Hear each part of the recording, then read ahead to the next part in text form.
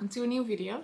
And today I'm going to talk about a trip that I did in Africa, and it's a while ago, but I still wanted to make this video because before I was going to Africa I was searching all over YouTube and I couldn't find anything, so I was like, I need to make some videos for people who might want to go to Africa and see what it's like there, instead of not going because they cannot find anything. So this is a guide what I did in Africa by myself for 5 months, and hopefully I can inspire some other people to also go there, or at least give some more information about the continent and what I've done. So how long did I go and where did I go? I went for 157 days, so it's a little bit longer than 5 months. And I started in Tanzania. I bought a ticket to Arusha, just a one-way ticket, and I made a whole plan in my mind of every country that I wanted to visit, but I think the number one rule regarding backpacking is that it never ends up the way you planned it beforehand. And it's really nice to have some flexibility and some freedom during your travels. So yeah, my plan was, I think, going from Tanzania to Zanzibar to Malawi to, I don't know, like Zimbabwe and Botswana, and then Namibia, and then end in South Africa, and then fly home. But it didn't go like that at all. Well, just a little bit, but no, I chose a different path. And in this video I will talk about Tanzania Mainland.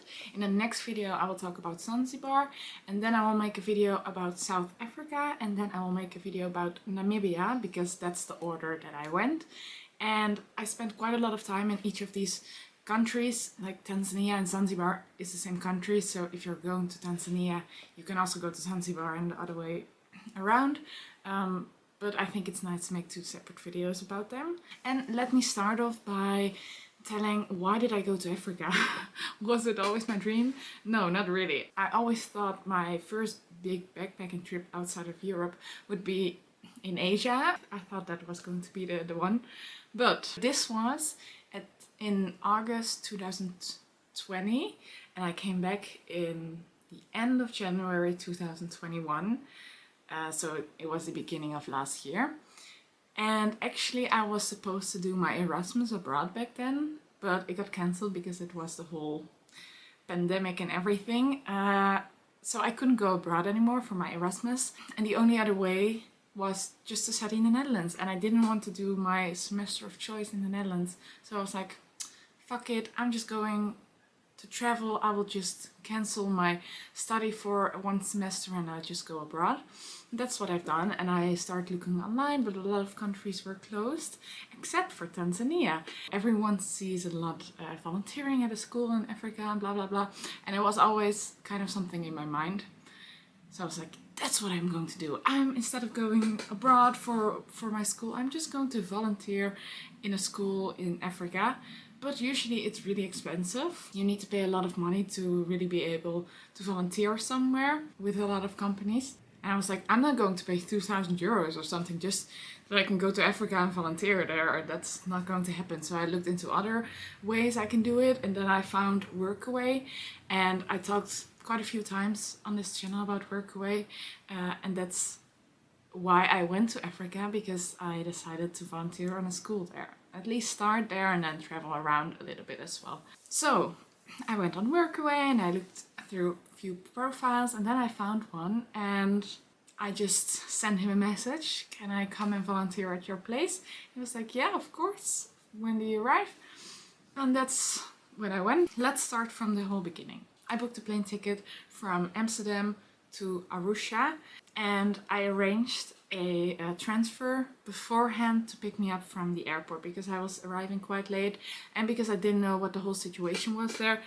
I was like, okay, usually with hostels, if you book a hostel, you can also write them, do you have a transfer possibility? And then they say, yeah, it costs this and this, and I don't think it was that expensive, like maybe 10 euros for like an hour drive or something. I wrote them beforehand, can you pick me up? And someone was standing at the airport for me, Emily. And I was like, whoa, where am I? It was such a different world, and we were driving back and it was dark, and I was quite overwhelmed, like, oh my god, this is actually, where am I? You know, this is such a different world. What am I doing? Then I arrived in Arusha and I booked the hostel Banana Eco Farm. For 3 nights I paid in total 37 euros. And it was such a nice hostel. I think it was including breakfast, but I'm not 100% sure anymore. And it was such a beautiful hostel, a little bit outside of a big city where there were a lot of people. And I was still, when I arrived there, I was really scared and I didn't want to go out by myself because I didn't know what was happening and if it was like safe. Because it's such, yeah, a different world. Nou, ik ben aangekomen in mijn kamer. 2-persoonsbed. Helemaal kamer voor mezelf. Mooi raampje hier zo naar buiten. Gewoon wc, douche. Echt heel leuk dit kamertje. Oh, een klamboe, dat is ook niet heel onbelangrijk. So it was nice to be a little bit outside of the city. The same guy who picked me up from the airport also drove me around the next day in Arusha to get my SIM card and to get, I think, like for electricity. We went to the ATM together and he walked with me everywhere, and then I needed to get a bus ticket because I was planning to go to this Workaway school. He showed me where I could get this ticket, and then he went inside with me, and that was such a nice welcoming to the country, because else I would have freaked out, I think. So he was really my angel. And yeah, it was just really nice there. So I stayed there for 3 nights, just calming down a little bit and getting used to everything. And then I got a bus at 6 a.m. and it was really a stress in the morning because the same guy again, he brought me to the bus, but his car broke down, so we only managed to get there like literally just on time, and there was no place anymore in the baggage from the bus downstairs. So I needed to take my big backpack with me in the bus, but there was no space in the bus because everything was like this, and I had to put my luggage in the middle of the bus, between the seats. But there were also people standing, so during this bus, people were just sleeping on my baggage and I was not sitting next to it. So I was still really afraid of what could happen. But afterwards, like, nothing happened, of course. And everyone, they actually looked out for my luggage, which was really sweet. Then I got out of the bus and I went to Wasso and Loliondo. That's the place where I did the volunteer work. And it was in a school in the middle of nowhere, very far in the mainland.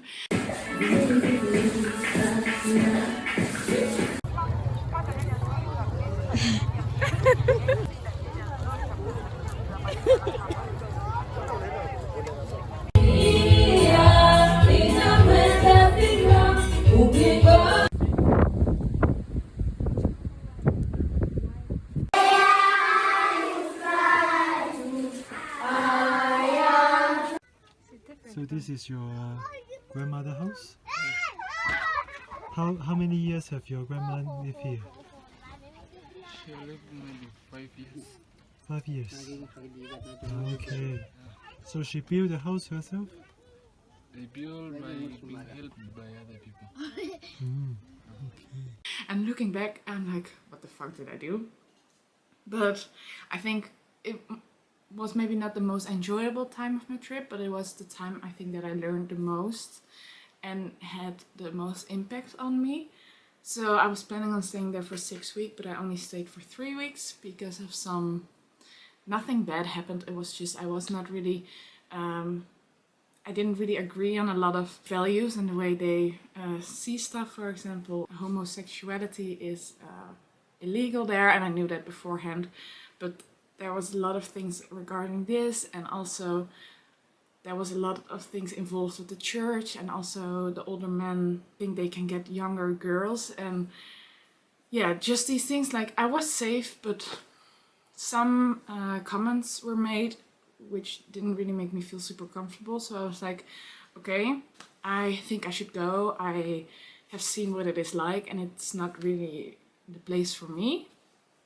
So I decided to go and make my way to Zanzibar. But before that, I was like, okay, what do I still want to see in Tanzania Mainland? So from there, I went back to Arusha. It was a long way back again. And I stayed for 2 nights in Arusha again, in another hostel, which was called Arusha Backpackers Hostel. And that was in the middle of the center. But one guy that was also at the voluntary work. He also went with me to Arusha, and he was a local there, so he showed me around, which made me much more comfortable in such a big city because it was still so super different. And yeah, it was just nice to be with a local so he could show me around. From there, after 2 nights, I took a bus to Lushoto. Lushoto? I don't really know how to pronounce it, but I think Lushoto. And it's not the country in South Africa, because that's also a country, Lesotho, but it's really a place in Tanzania. And I can definitely recommend this place because Tanzania doesn't have a lot of jungle or forest areas, and Lushoto is in a mountain area in a big forest, and it was just absolutely beautiful and such a big contrast to what I've seen before in Tanzania. I met this amazing local tour guide, and he really helped me, and we did a 2-day trek together, just him and I, and he showed me the beautiful environment and the place where I was sleeping. The people were so nice, and I stayed in the Anmut Hostel. I stayed there for 3 nights and it cost me 37 euros as well. And I booked a dorm bed, but because there was no one, they gave me like this beautiful bed with the most beautiful window, and I could see the view of the whole mountains, and that bed I think was the best bed I've ever had in my life. Nou, ik ben er. Hier eigen douche, 2-persoonsbed. En kijk even. Woo! It was such a good experience there. I actually only booked 2 nights, but then I saw the track and then I booked 3 nights. So I can definitely recommend everyone to go to Lushoto. I arrived by bus, but then I needed to take a motorbike and go on the back of the motorbike for like 10 minutes to the hostel.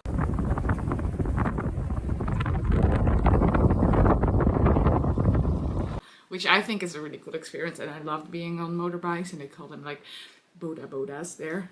They're not necessarily the safest, but it's really cool. This local tour guide really helped me as well to get to Zanzibar, because I knew I had to go to Dar es Salaam and then take a ferry to Zanzibar. But he actually said to me, if you take the earliest bus from Lesotho to Dar es Salaam, you can also take the same day the ferry to Zanzibar, because Dar es Salaam is horrible, he said. And I was like, okay. And especially what I went through in Arusha, because it's such a big city and you have a different skin color, so all eyes are on you and everyone is screaming and everyone is busy and honking, and everywhere there are people, and also they're coming very close to you. And I didn't want to go through that in Dar es Salaam again. So I was like, okay, I just want to get to Zanzibar, you know. I don't want to be in big cities anymore. Let me just be in Zanzibar. So I was really happy about that. So that's what I've done. After 3 nights of sleeping there, took the boda back to the bus station. And also this local tour guide helped me with the bus tickets. So I can definitely recommend just talking to people and asking. Oh, don't be too afraid to ask for help, because if you ask, people can really be helpful. But then I arrived in Dar es Salaam, and because I had such a good experience with people helping me, I was in the bus, and the bus stopped earlier than I thought, that I saw on Google Maps. And I didn't know what was happening, but apparently it was this big bus station in Dar es Salaam. And I just asked someone, oh, are we in Dar es Salaam now? And then this other guy in the back of the bus, yeah, I can help you get to Dar es Salaam. I can show you where you need to go. And I was like, okay. And then we got out of the bus. He immediately grabbed my stuff, went to the taxi, pushed all my stuff in the taxi, asked the taxi money. And then I was kind of forced in this taxi, and I was like, but I didn't want to take the taxi. I wanted to take public transport. But it all happened so quick, and all of a sudden I was sitting in this taxi, and I was like, how expensive is this taxi? And he was like, I don't really remember how much it was, but I think he charged me like 30 or 40 euros only for 1 hour. And especially there, those are not the prices. And I was like, no, I didn't agree on this. Then you get me out right now, because I'm not paying this money. And we went on like this, and I think I got it down to like 20 or 25 euros, which is still way too much for transportation there. And I got so annoyed that I let this happen to me, you know, instead of just really going by myself and like saying, no, I don't want this. Let me get my stuff. Yeah, I don't know. I've learned from that experience. And then I arrived in Dar es Salaam in this fucking taxi. He drove me to the ferry where everything was happening.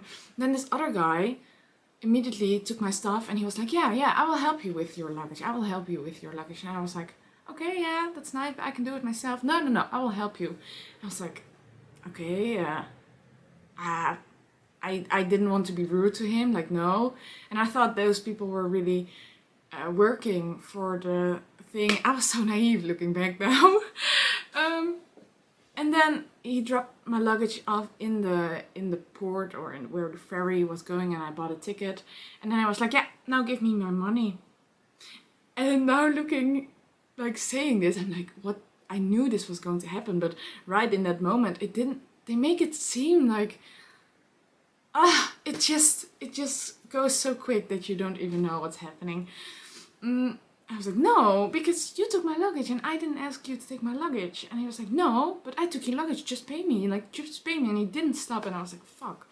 And I got so super annoyed by those two things happening to me that day that were not necessary at all. But yeah, they saw me, you know. And then I got so annoyed. I was sitting there waiting for the ferry. I was like, fuck this shit, stupid Tanzania. I hate Dar es Salaam. I hate Dar es Salaam. I hate Dar es Salaam. And then I was like, no. You know, you just need to see this as a learning experience and just really say no and take your own stuff and just be rude. I didn't want to be rude, but the only thing you can do is not scream to them or anything, but don't be afraid to hurt their feelings because they're also trying to get money from you, even though you don't want it, and it's just a very uncomfortable situation. So then I got off the ferry in Zanzibar, and this other guy was standing already at the ferry. Oh, I will take your luggage. I will take your luggage. And already like pulling, you know. I was like, no, I'm going to do it myself. No, I want to do it myself. And then I walked away. I was like, yeah, I did it, you know. I didn't get tricked this time. And then I got out of the ferry, and all of these people with taxis and bodas and I don't know, tuk-tuks and screaming. I was like, what the fuck is happening? So I just continued walking. I was like, no, I didn't look anymore. I was just walking, and I only needed to walk like 5 or 10 minutes to my hostel in Zanzibar. So that was the story about Tanzania Mainland. And the next video will be about Zanzibar, where I stayed, how long and how much it cost, and what I've done. But I want to do a little conclusion at the end. How was my time in mainland Tanzania, and what would I do differently?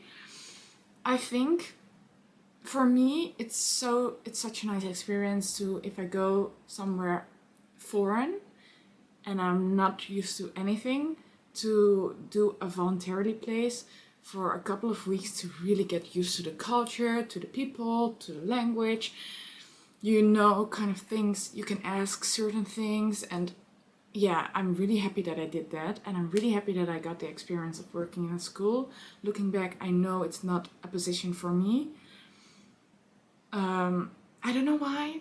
I have a huge respect for teachers right now, but so many stuff happened, and also the way they teach is so different. And yeah, I don't know. It's because everyone is doing it, people kind of have this tendency to also do it, and I think that's what happened with me. Instead of really looking inside, is this really something I want to do? And looking back, it was maybe not necessarily something that I wanted to do, but I learned so many new things, and their culture and their things. Yeah, so I'm still very grateful that I did it, and I think it was still really a good decision to do it, because now I experienced it and I know what it's like, instead of always having it at the back of my mind. So that's really a good thing. I was really happy that I beforehand booked a transfer. It's not necessary to do it everywhere, because I don't do it at all everywhere. Only when I arrive in a new country at a late time, where where it's not so safe, and when there's not so much public transport, I arrange this. But for example, when I went to Bulgaria, I was late at night, but I know there was a bus going to the capital city, so then I don't think it's super necessary. But especially there, yeah, I think I'm really happy that I did that. And also Lushoto was really a beautiful place, and I'm so happy that I went there. So if you're in Tanzania, I think that's really a good part. I only saw like a small part of Tanzania, the mainland, and you can also go down. But I thought, oh, when I go to Malawi, I will go there. But I didn't manage to go to Malawi anymore. So I didn't see such a big part. But what I saw was really nice. I unfortunately didn't do a safari there because I knew I was going to travel through Africa for a long time. And I was not really feeling it to do the Serengeti and the Ngorongoro there, but I've heard the Ngorongoro and the Serengeti are really good. But I did other safaris, so I don't really feel sad about that. But if you're watching this video and you're only going to Tanzania and then combining Zanzibar with it, yeah, you can just go to Arusha, and then in Arusha you can book safaris everywhere. And also if you're staying in hostels, for example in the Arusha Backpackers Hostel, they just have a list hanging there and you can call. It's not super necessary to arrange everything beforehand because you can still arrange it there on the day and then go the next day. I wish I knew that before because I already planned a few things in the bus tickets, because else I think I would have done it, the safari, the Serengeti and the Ngorongoro when I was the second time in Arusha. But I didn't know that, so I was like, I will go to another safari. The buses in Tanzania, it's quite like you need to ask locals where to buy a bus ticket because you cannot find it online, for example, anywhere. But I can definitely recommend taking buses, especially the first bus. I think it was the worst bus that I've ever been in. I was sitting there and I was like, I don't know if I want to scream or if I want to cry or if I want to laugh. I was so scared I didn't even dare to take my phone out to make pictures or anything or put my headphones in because I was so scared everywhere. But from that point on, the buses just got better. I think it's an experience, but because it was my first time outside of Europe, it was just a super big contrast. And looking back now, maybe this can be the situation in a lot of countries still. But yeah, the public transport, you can easily take it as long as you know a local who can say where to buy what and you can trust them, or like you can ask the hostel or anyone who knows the local environment. And would I have done it differently? I think not. I think this was the perfect beginning. I don't think I would go again to Tanzania mainland. I think I would travel to other places because I already saw it and I don't really feel the need to really go back to the country. Maybe Zanzibar, yes, but that will be the next video. But the main country not. But if you're going to Tanzania and Zanzibar, yeah, you can go to Arusha, do a safari there. Easily. You can even fly between Zanzibar and Arusha, but you can also easily take the bus from Arusha to Dar es Salaam. It's a really long bus, but if you have the time, why not? And then take a ferry from Dar es Salaam to Stone Town, Zanzibar. But please watch out for your belongings and just say really no. Just dare to say no, because that's going to help you a lot everywhere. Because there is a big tendency of people really tricking you. That was kind of my main thing in Tanzania. And I wanted to end this video with if you have any questions and if you're going to Tanzania or Zanzibar, please write something in the comments, or if you've been there and what was your experience, or if you have questions about anything, just write it in the comments and I will answer them, because that was really something I needed when I went there, but hopefully I can help out other people. So yeah, thank you for watching, and I see you in the next one to Zanzibar. Bye bye.